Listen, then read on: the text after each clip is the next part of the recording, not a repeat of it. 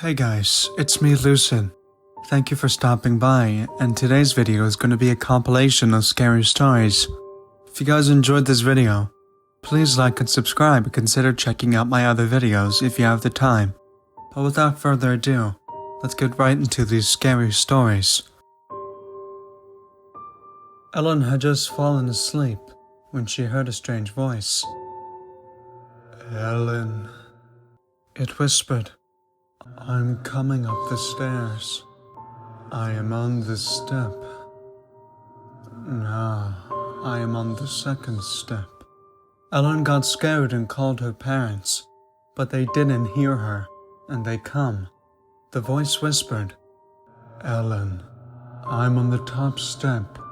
Now I'm in the hall. Now, I'm outside your room. Then it whispered, I'm standing right next to your bed. And then, I've got you. Ellen screamed and the voice stopped. Her father rushed into the room and turned on the light. Somebody is in here, Ellen said. They looked and looked, but nobody was there.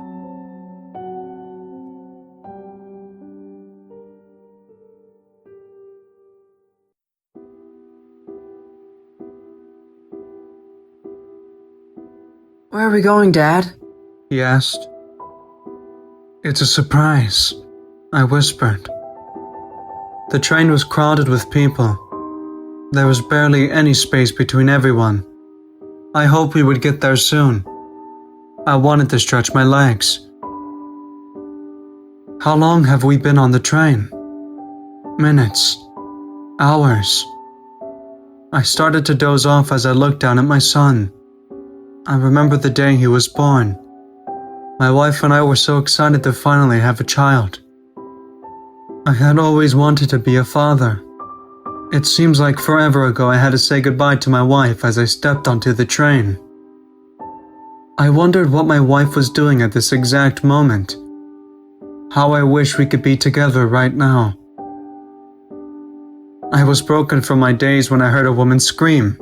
A man had collapsed to the floor. Water! The woman screamed. He needs water!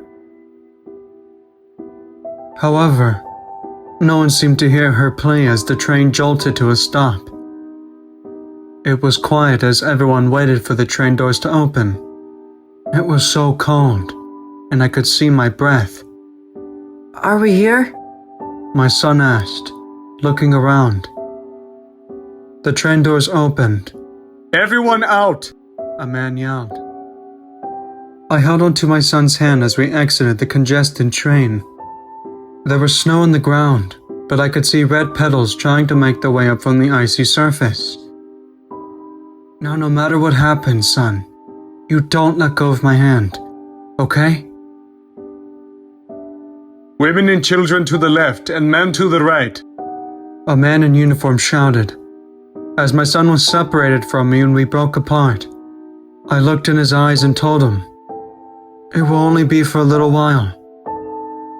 I tried to keep my eyes on him for as long as I could, but I lost sight of him in the chaos of people. I searched around, trying to get some comprehension of where we were.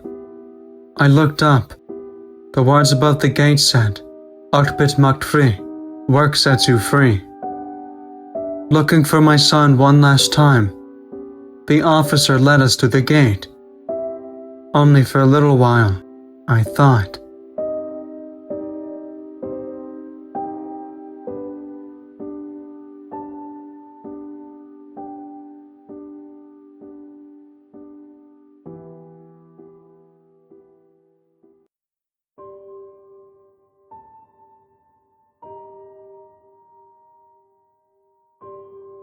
I had driven that road 100 times before.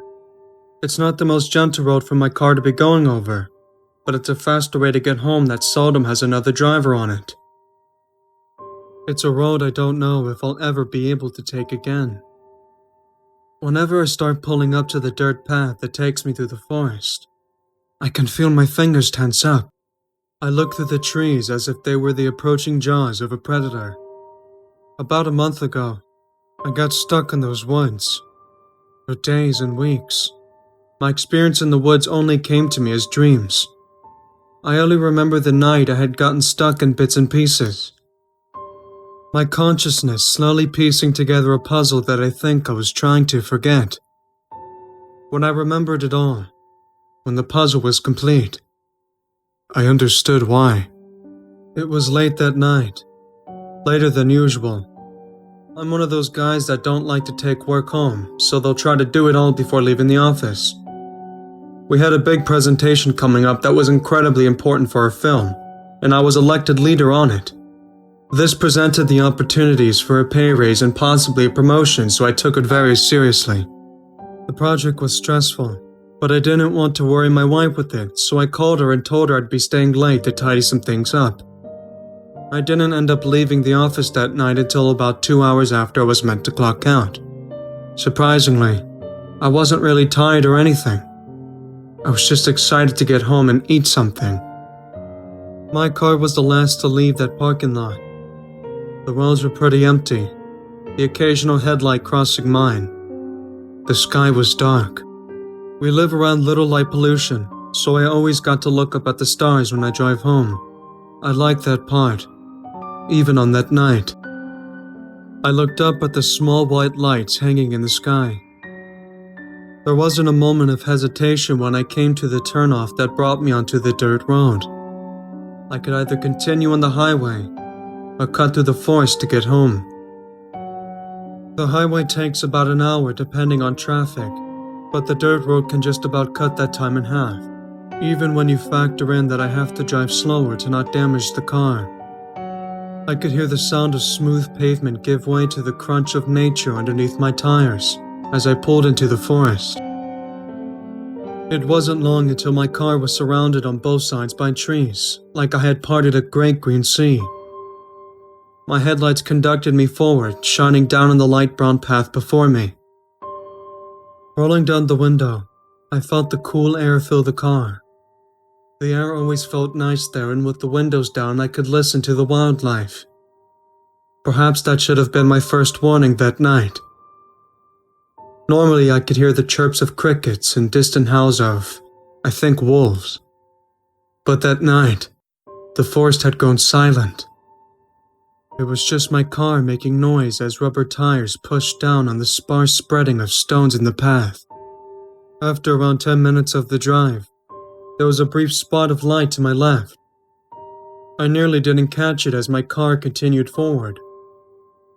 It was white and sat deep in the woods, almost hidden by the trees between us. I slowed my car down a moment and observed the light. It was in the direction of the highway, but I don't think a headlight would be seeable from where I was. The light was also still, so it couldn't have been a car. I considered that maybe, for whatever reason, someone had ventured into the woods and I was seeing a flashlight. That doesn't seem like such a good idea, and as I said before, the light was still. The light disappeared just as I was about to foolishly call out to it. I don't know why I thought the attention of a stranger was a good idea when I was completely alone in the woods. I waited for a moment to see if it would reappear, but when it didn't, I shrugged it off and went on my way again. There wasn't even a noise associated with the light. No voice or crunching of leaves, so I just drove away from it. Another 10 minutes of the uninterrupted drive passed by, and then another, and then another. I thought I must have been driving pretty slow. It wasn't unusual that I could take 40 or so minutes to reach the end of the road. Perhaps I was driving slow because I was still thinking about the light I had seen and was trying to find it again. Then, another 20 minutes went by. My eyes kept darting back to the green numbers on my dashboard's clock. Was it a few minutes ahead? At the rate things were going, I would have been home by that point, even if I had taken the highway. I was starting to feel understandably tense. There was a mental effort to keep a decent pace, so I should have exited the road, or at least have seen some of the familiar markers near the end of it. Trying to distract myself, I reached for the radio and clicked to turn it on, hoping that something could distract me. When my fingers pressed the chilled radio buttons, I heard noise fill my car. A plume of static bounced around the interior. Clicking through various channels, I was met with nothing but an unsettling, whiny static. It was a higher-pitched noise than your typical radio fuzz, and it only served to put me further on edge, so I turned it back off. Jesus, I whispered to myself, looking at the clock when I turned the radio off. Another 15 minutes had gone by. Time felt like it was moving so fast, like the minutes were just getting away from me. I started watching the trees, waiting for something familiar to appear, anything that signaled I was close to the end of the road. I knew something was up though. Even if I was driving half the speed, the end should have been in sight. Did I take the wrong road? Were there even other roads to take into the forest? If there was, I had never seen them. No, it was the right road. It wasn't until another 20 minutes of stubborn driving had gone by that I'd finally stopped my car again. Pulling over slightly, I sat back and gave myself a chance to take in some of the cool air to try and cool down. I thought of my wife and realized that it had probably been a while since she had heard from me, so I decided to call her. Tried to explain what was going on. Maybe she could even rationalize it for me. It should come as no surprise that when I attempted to dial my wife before I even pressed the last button, I heard the same pinging static that came from my radio. I nearly dropped the phone as the noise assaulted my ear. Quickly hanging up the phone, sat back in my seat. A momentary frustration took hold of me, and I threw my hand forward, smacking the steering wheel, pressing on the horn. A booming noise emitted from my car and filled the forest around me. Needing to calm myself down, I unstrapped my seatbelt and exited the car, thinking that being able to walk around for a minute would help clear my head. The forest looked alien. I had driven it so many times before, and it was always such a peaceful place. But that night, I felt unwelcomed. The trees looked like they were bending in towards the road, like fingers trying to grasp at me. That's when I looked up to the sky, and at the stars I found so much comfort in. I could feel my heart sinking as I looked up at the sky. I didn't understand how what I was seeing was possible. With panic quickly settling in, I found myself back in my car and pushing much harder down on the acceleration than I should have been. The calm I was trying to find and hold on to was leaving my body. Someone had poked holes in me. Faster and faster, my car plowed down the forest path. It was just a straight line, but I knew that the forest path had some twists and turns, but they weren't there. The trees felt like they weren't changing. Even the dirt path faded away into brown static, never changing. I could feel myself twitching in my seat, my fingers shaking against the hard steering wheel. Vulgarity slipped out of my lips. Or at least I think they did, but it could have just been that voice in my head. It was so loud I thought I was saying them. All while I was driving frantically, I continued looking at the sky, hoping the scenery would change. My awe and anxiety all accumulated when my lips parted. Where are the fucking stars? My words seemed to echo in the small confines of my car as I watched the tips of trees rushing past my vision. From the empty dark sky. There wasn't a single speck of white in the sky. It was just endless darkness. I almost felt woozy just from watching it. Nothing was making sense. How was I still on that road? Where did the stars go? I felt my worries filling up and my composure starting to fade away. I needed to pull over again. If I had kept going the way I was, I would have slid off the road or destroyed the underside of my car. What was supposed to take around 30 minutes had contained me for over 3 hours. I stopped watching the time go by after 3 hours on that road. I couldn't stand to look anymore. Standing outside the stationary car, I brought my hand up and rubbed between my eyes, trying my hardest to think of any rational answer. What was my next course of action? Do I turn around and drive the 3 hours or so back? Do I press on and hope that I'm close to the end? I thought that turning around was the best answer. It would mean another 4 hours or so to get home, but I didn't know what was ahead of me. I thought it was a good idea, until the 3 hours of driving back turned into 4, and then into 5. Without an answer, for the third and final time, I pulled my car to the side and got out, this time dropping to the ground. I was so frustrated and confused. I didn't understand how I wasn't tired or hungry, how the sun hadn't come up yet. There was no sense behind driving through the woods for 3 hours, turning around and driving back 5 hours, and not reaching where you entered the woods originally. The gas indicator on my dash hadn't moved an inch either. I stood and looked up at the cold and empty sky, ready to scream at the top of my lungs, when I saw a light. It was off in the distance, but it was something new, something different. The light was reaching into the sky, like a spotlight. It was a pillar of white that penetrated the forest. Then, I watched another light form. That's when I realized the lights weren't coming from the ground. I watched a pillar of white light descending into the forest. Then another, and another. It looked like great concrete pillars holding up an ancient Colosseum. One after another, I watched as above me more and more lights started appearing. Tilting my head more and rotating my body, I saw that these lights were polluting the forest all around me. So captivating was that the sight that I almost didn't even notice. That high-pitched mechanical whine that was filling the silence. It sounded just like the static I had heard earlier. More and more lights came down, and I was able to see where they were coming from. I had first thought they were reaching down from space. But no. The stars were still there. The night sky hadn't gone blank. The stars were just being obstructed by a massive dark space that enveloped the forest around me. My all for the lights quickly depleted, and I started reaching for my car's door. That's when one of the lights landed on me. I was engulfed by a pillar of light. The light caused my view to reduce to blacks and whites. It was like I was stuck in an unfinished comic.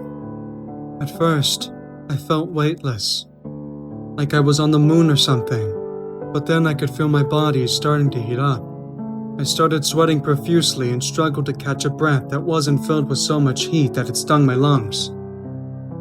I tried walking out the circle, but just like the forest, the pillar of light seemed unending. The heat continued to rise until I thought my skin would melt off my body, and then a figure appeared before me. I looked at it for a moment. My world was a hazy static of black and white, so I couldn't make anything out about the figure, other than it was much taller than me. It almost looked like a tree itself. Before I could try to strain my eyes or run, it reached out a limb. I think it was a limb anyway, and then my memory went dark. I couldn't tell you what happens next. My memory from after that hasn't returned. I'm not sure if I even wanted to.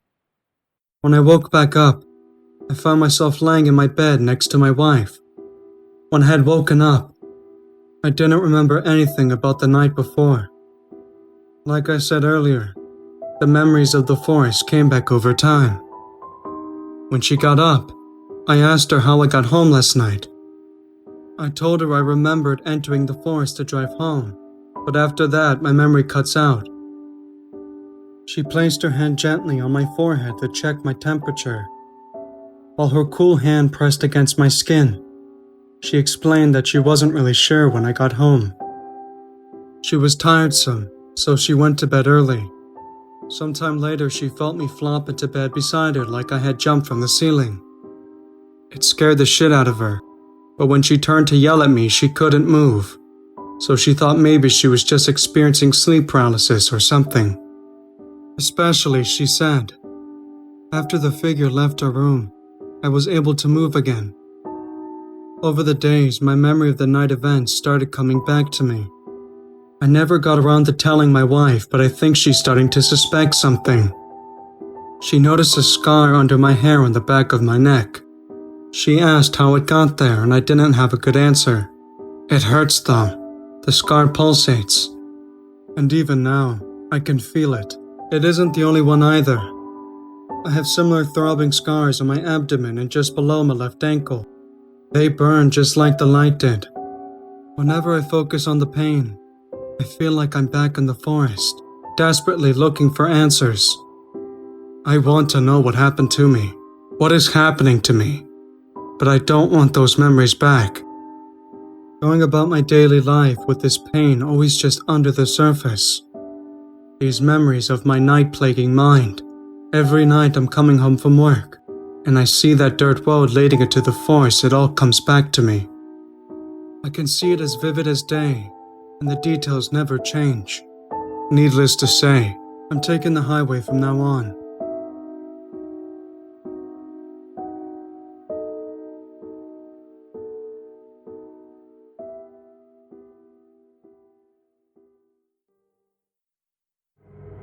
This story comes from a good friend of mine who used to be in the Boy Scouts. To my knowledge, the events that take place in this story are 100% true. I will also leave a link in the description if you want to check out the article about this. This took place around 2015 when I was active in the Boy Scouts.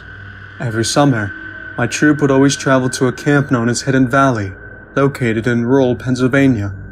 It was a pretty nice camp. It had nice facilities, a pool, a river that went right through the camp, as well as many merit badge options for scouts to take. Despite this, the camp had a bad past as in 2007, a scout was killed in a terrible accident. This always created an eerie feeling for my troop as our campsite was around 100 feet his memorial. Anyway, that year I took 4 merit badges including wilderness survival. The final requirement for the merit badge involved building a temporary shelter and sleeping in it for one night. This was no problem for me. 3 other kids in my troops were also taking the merit badge test, so we all decided to make one big shelter. We strung up a rope between 2 large trees and then hung a tarp from a portable garage over it to create a homemade tent. Eventually, nightfall came, and we settled down in our sleeping bags. I was at the end of the tent, which meant I was positioned so I could see straight out of the large opening of the tent. The other scouts and I told stories for a little while, but after that, we fell asleep. Later in the night, I awoke to the sounds of sticks and small rocks being thrown at the tarp. At first, I thought they were acorns, but they came so fast. One hit the tarp at least every 2 or 3 seconds. I tried to play it off, but then I heard something that truly terrified me. A giggle came from outside the shelter. At this point, I turned to look out through the opening, and that is when I saw them. There were figures peering out from behind the trees. Maybe like 4 or 5 of them. They seemed to be aware that I was awake as they just stood there, staring directly at me. It almost felt like they were staring deep into my soul. Frozen in fear, I watched them continue to pop their heads out from behind the trees. I couldn't even move. It was like my body had locked up in terror, but eventually, I mustered up enough courage to roll over and tap the scout beside me on the shoulder. I kept trying to wake him up, but he wouldn't even move. It felt as if I was in some horrific nightmare that I couldn't even escape. After many attempts to wake him up, without trying to alert the shadow figures, I gave up. I rolled back over and tried to block out this horrific event, but I realized that the figures were no longer there. I looked and squinted my eyes, but I could not see them. Not only that, but the stone throwing had also come to a stop. Still being paranoid, I laid there awake for at least another hour, staring out into the deep darkness. I must have fallen asleep at some point in time because I later woke up to the birds chirping and the sun rays shining in my eyes. I played it off as though nothing happened the night before. To be completely honest, I thought it was just some sort of twisted nightmare. That was until, during breakfast, I heard my friend Josh say, Did you guys hear all those stones getting thrown at the cabins last night? Most of the troops agreed that something had occurred. I'm unsure of what happened on that ill-fated night, but I do know that I will never forget that experience, and I definitely won't be going back to those woods. Number 2. I'm a tall, yet extremely skinny guy. and I'm 21 years old. I was 20 years old at the time, and it was the week before the presidential election in the United States. I felt a lot of anxiety about the election, as I live in Manhattan, and there was a lot of crazy people in that city who act as if the entire world is going to end over one simple election. So feeling exhausted from both of that and my university, I decided to visit my friends in Moscow. I'm half Russian and have an apartment in the city center of Moscow. I have never been in Russia while it snowed, and luckily, during this time it was snowing. The city looked beautiful, and the vibe I had from the city was perfect alone.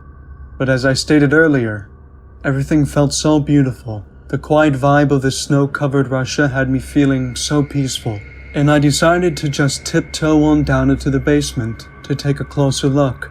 I walked into the room with the open door and threw on my flashlight on my phone. I saw an extremely long tunnel, and I could not see the end of it. I felt threatened by it for some reason, and I got extremely uncomfortable. I decided it was best for me to leave. When I turned around, the only light that was entering the tunnel was from outside of the doorway. I then saw standing in the doorway a black silhouette. I quickly understood it was the outline of a person who was at least 5 inches taller than me, so I would say he was about 6'5". He was massive, and my stomach jumped so hard with my heart beginning to beat super quickly. He started to speak to me in Russian, but as my Russian isn't fluent, I did not understand everything he said. "I'm sorry, I don't speak Russian," I said to him in Russian. You speak English? He said in English to me. I told him I did, and he asked me if I knew where I was. No, I told him, as my mind started to fill up with a lot of different scenarios, one of which, with me having to run down this tunnel and getting lost to avoid him if he chased me. These tunnels used to be used for Red Army soldiers to move from one place to another during the war. He explained to me. This whole building used to be a bunker for Red Army soldiers. I said, to show some interest, and began to move towards the left while facing him, in attempts to get him to move out of the doorway. This whole place is now apartments. I have one on top of the floor. You should come see it. He said to me. It's quite late, and I think I should be going, I said. However, he grabbed my small wrist with a lot of strength, and led me towards the stairs to go to the main floor of the lobby. I have your love. He called the small elevator. And if any of you have ever been to Russia, you'll know exactly what type of elevator it is. The type that can barely fit 2 people. He began telling me about how he just got back from Chicago, and that his husband loves Chicago as well. This started to have me panicking, as I thought to myself that there would be another man up there to where he was bringing me, and I would have 2 men overpower me. Once we go to his room, I looked at this massive studio apartment he had. He only had candles to light the room, with a lot of tapestries dividing it up, with both the candle and moonlight shining through it, create a super eerie vibe. I looked out of his window as he instructed me, and I have to admit, the view was amazing. I got a panoramic view of the city and of the building. I then started scoping around, looking for an opportunity to get out of there. Where is your husband? I asked. He looked at me and laughed. He's dead. He then picked me up, and I asked him what he was doing. He brought me into another room and began to touch me inappropriately. He ran his hand down my back and took my phone from my back pocket. I did not realize he did this, as I was just in horror as this man licked me and said explicit things in Russian. I tried to pull away, but it made him squeeze and corner me even harder. After about 10 minutes of this, he told me to wait a moment. He went to his bathroom, and in this moment, I immediately sprinted over to the door. There were no lights, so I went to pull out my phone for the flashlight, only to my horror, the phone was missing from my back pocket. I almost nearly had a heart attack, as I realized I would have to go back into the bedroom to get my phone. I darted back into the room and saw my phone laying on the couch he had next to his bed. I grabbed it and ran for the door. I unlocked 2 locks on one door, and when I opened the one, there was an outer door. I managed to get it open. As I ran out, the adrenaline was so high in me. I ignored the elevator and went straight for the stairs. I ran around in circles down for what seemed like forever, until I finally reached the bottom. I practically leaped down a few steps to go out of the lobby, to the main door I had entered from. It wouldn't open, as I pushed as hard as I could on it. I then began to start sobbing to myself and cursing. The thought of me having to go back into that tunnel to hide again from him came over me.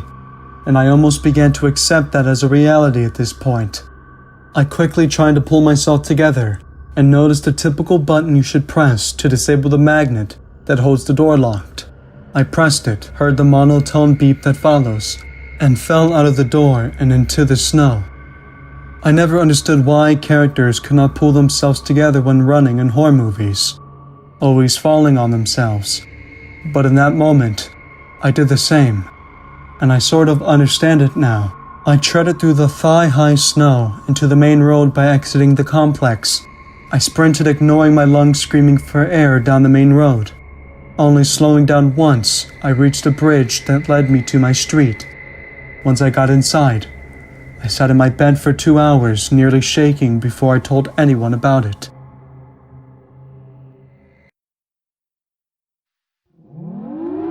This is not a test. The state of California is under emergency. Please stay in your homes. Do not leave.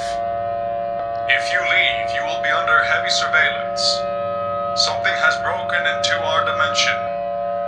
Stay inside for your own personal safety.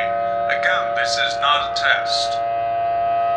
If you wish to leave your home, you may be facing dangers beyond our help. I'm a 24-year-old soldier, and after what happened to me, I have had an uncontrollable fear of sirens. Every Saturday night at camp, I can hear screams that only I can hear. I wake up my friends sometimes just to see their reactions and maybe figure out a solution about it. Maybe even check it out or something like that. But they never heard a thing.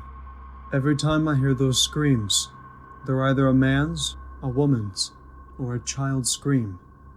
But there's something peculiar about them. It has this quite noticeable static sound every time someone screams. Or should I say, whenever a scream plays. It sounds like it's coming out of a siren, and it wakes me up every night. I've learned to ignore it, and I thought that it's probably just me imagining things, since I didn't like sirens that much as a kid either. Too loud to be enjoyable. It wakes me up every night, and it sounds very realistic. So I thought I should ask the headmaster if our sirens accidentally play those weird sounds at night. Next morning, I talked to him about it, and he said that it may have been an error.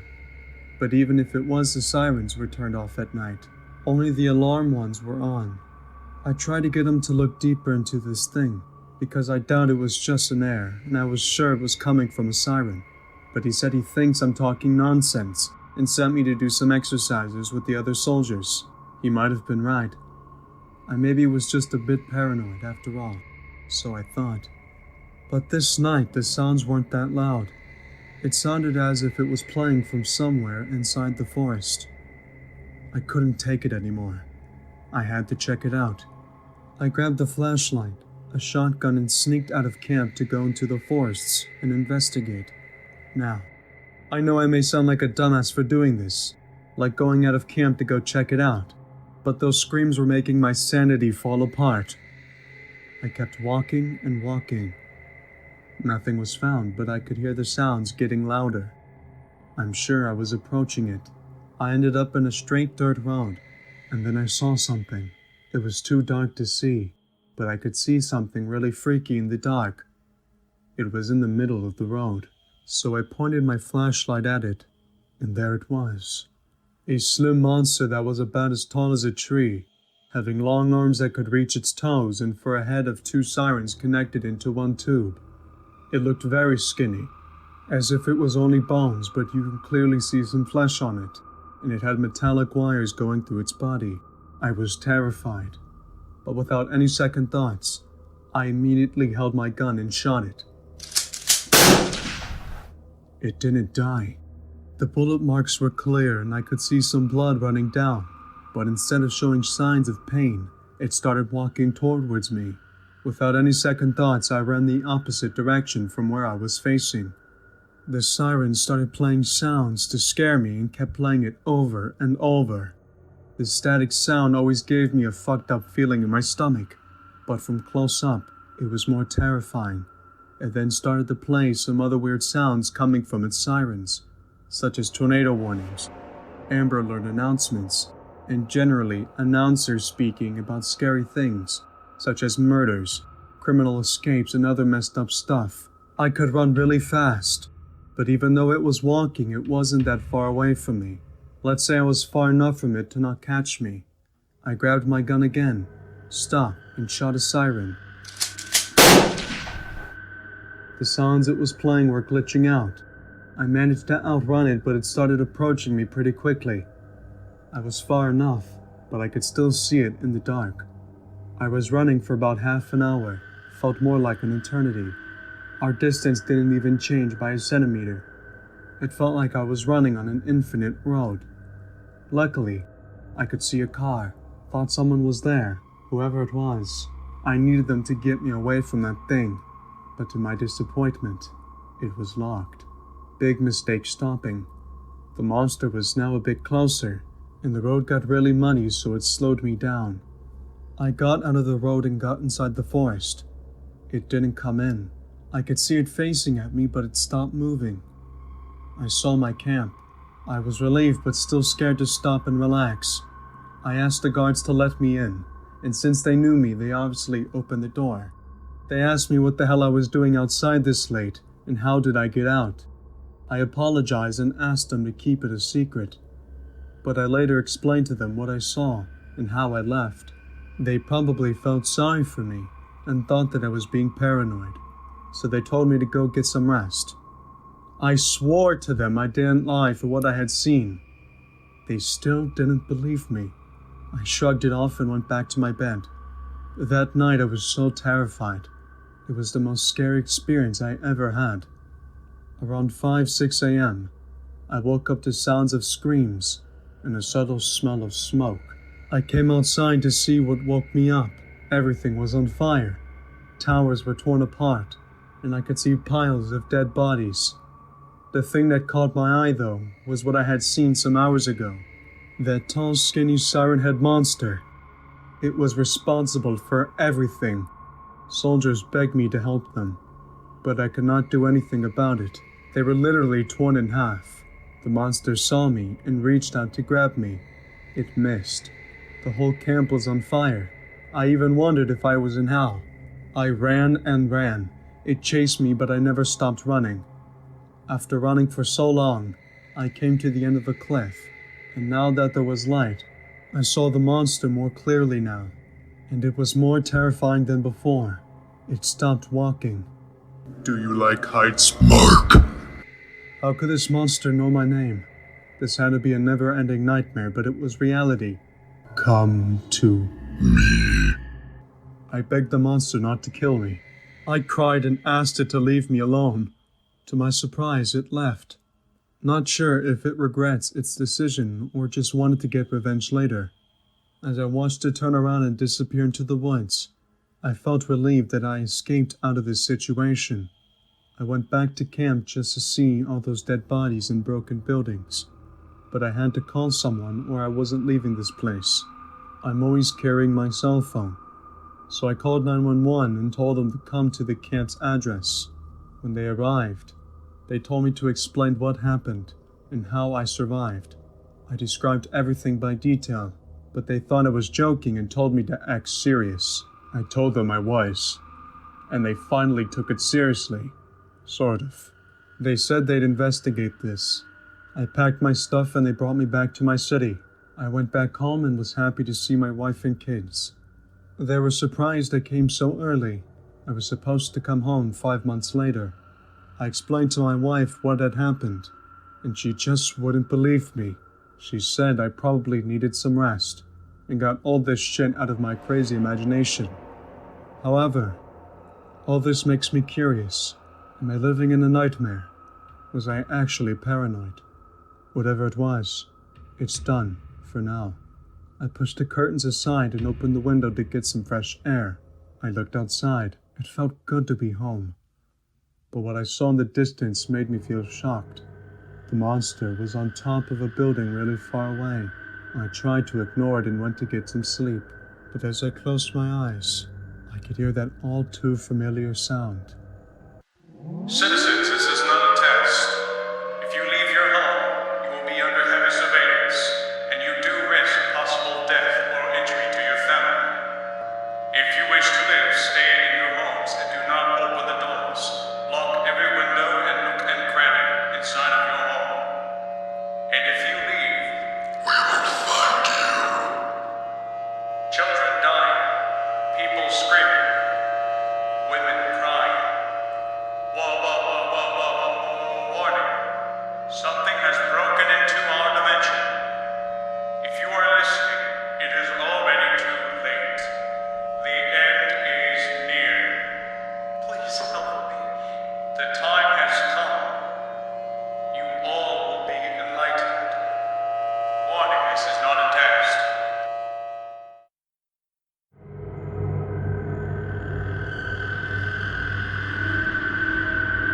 This story actually comes from a very good friend of mine. The events that take place are 100% accurate, and to this day, it still terrifies him.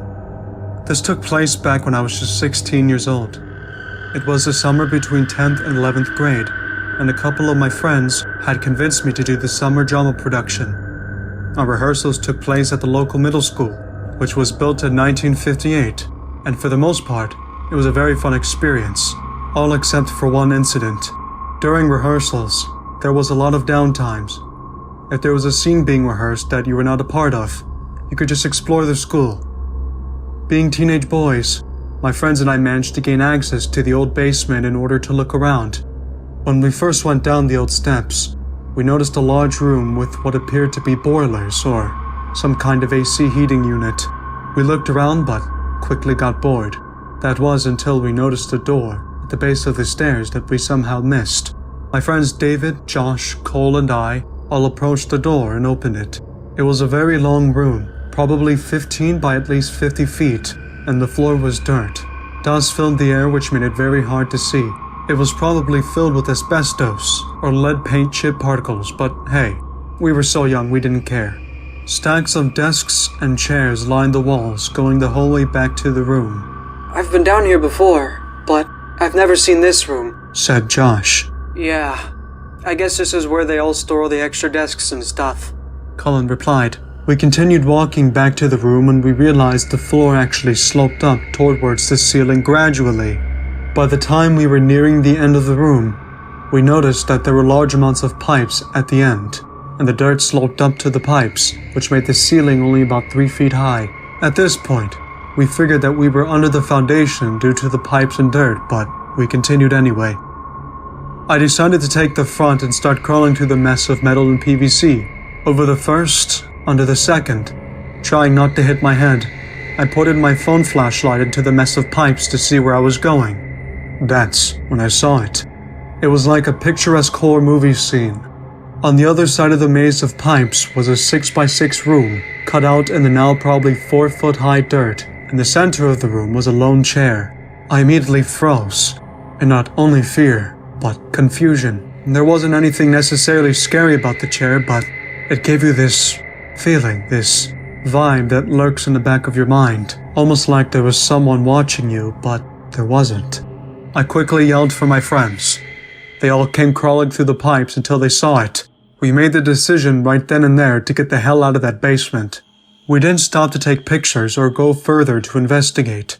Each and every one of us could feel the sense of dread that came off from the chair. I ran as fast as I could with not a care in the world for the people around me. After getting back upstairs, we sat and pondered what had just occurred.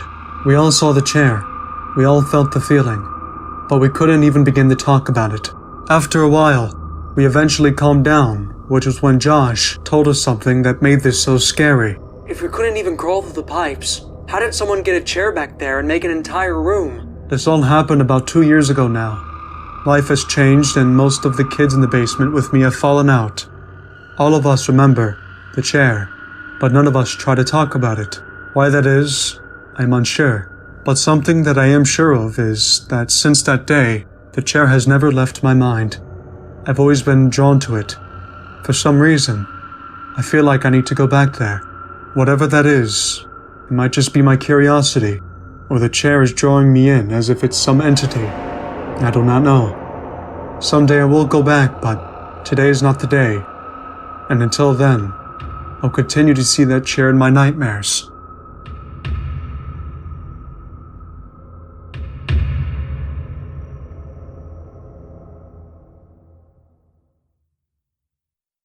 Just to start off with some backstory, my group of friends had started making a nasty habit of joking about the Wendigo. My friend Stacy and I didn't for a while, just due to the fact that we believed in the supernatural. But after a few months, it grew in us, and not knowing that the Wendigo can actually be triggered by such things, we joined in. The biggest mistake ever. I had just moved into the country, and we enjoyed making trips into town to have a few drinks, which is about a 30-minute walk from my place to town.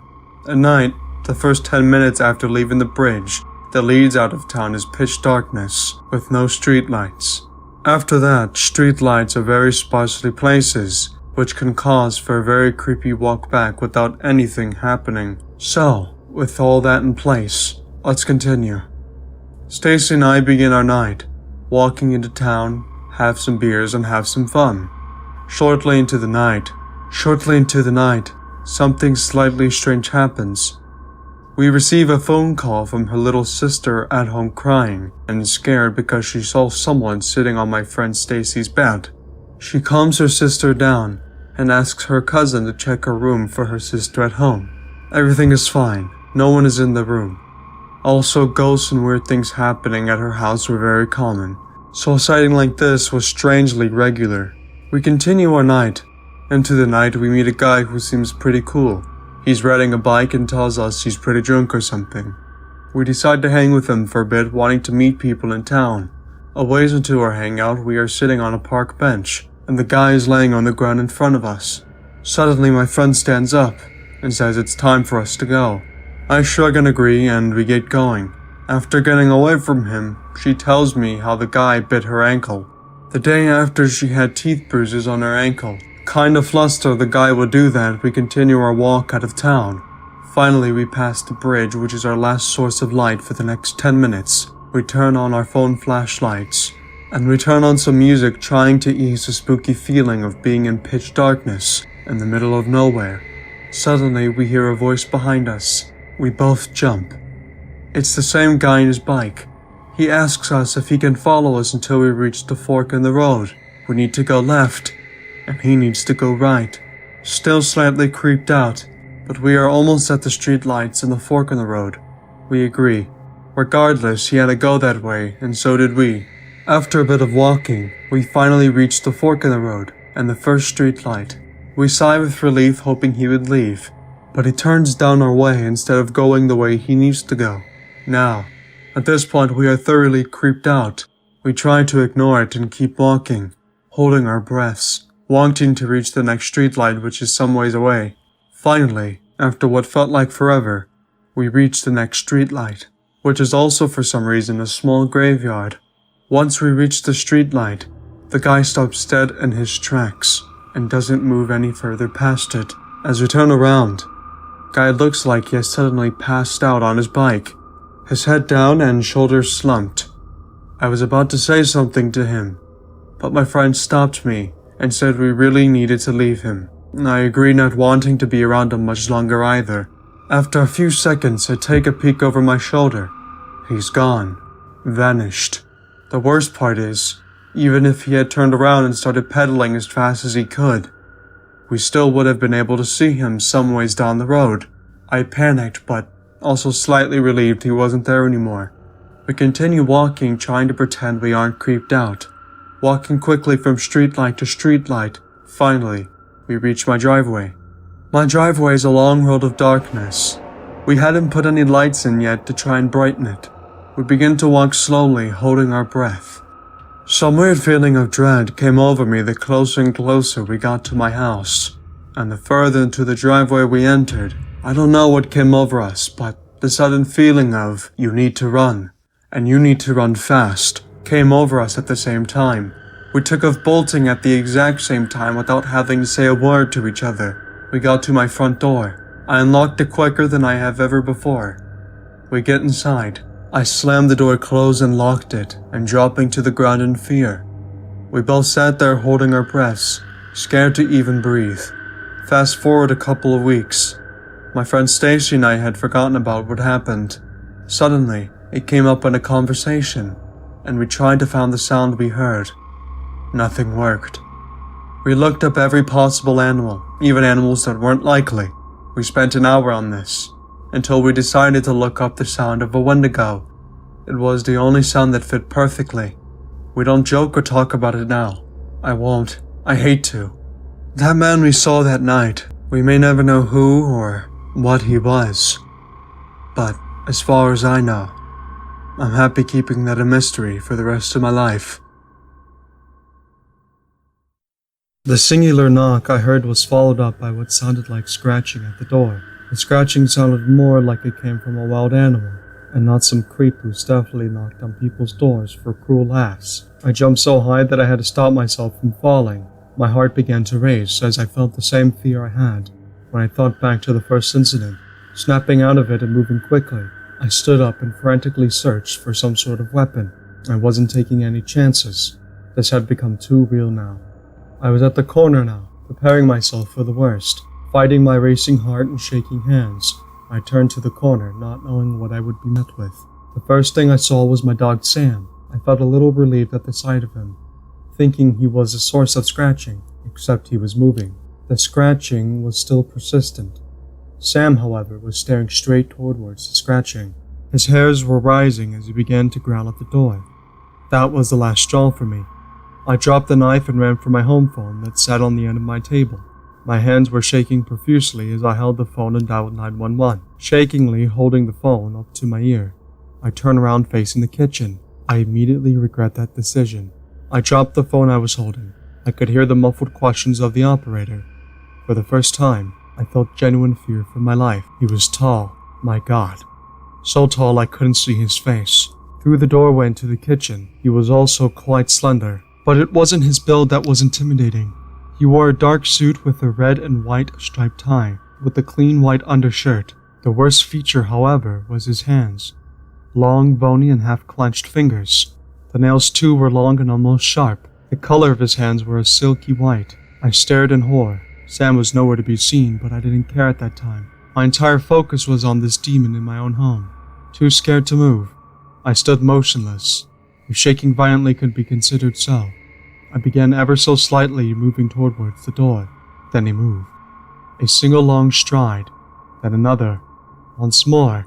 It only took him 3 to reach the doorway. That's when he ducked, and I saw his cursed face. He was smiling, a crooked and broken grin that stretched along his entire face. His face was the same silky pale his hands were. The eyes were shattered and piercing, staring directly into my soul. One last attempt at safety. I unlocked it, but got no further. I felt a cold and skinny hand rest on my shoulder. I froze. The other hand slowly moved into my view, covering my mouth with a deathly cold grip. I gasped and woke up. Sitting straight up, my entire body was covered in a cold sweat. I was breathing, heavily, still shaking. I should have felt relieved that it was all over, that it was all a dream. And yet, there was still that tension in the air. The same fear that one felt so real began to return, paralyzing me, and from the corner of my eye, I could see the same shattered eyes that had once stared me down. He was standing in the doorway, smiling. Then he opened his crooked mouth and in a raspy voice said, You should have went back to sleep. Hello friends, it's me Lucid. Thank you so much for watching my video if you made it this far. Also, I wanted to thank you guys for 94 subscribers. Oh my goodness. It makes me oh so happy to see that you guys love my content and you watch it. But I have a 100 sub special coming very soon, and thank you again for being such a loyal and kind fan to me. But have a good one. See you tomorrow.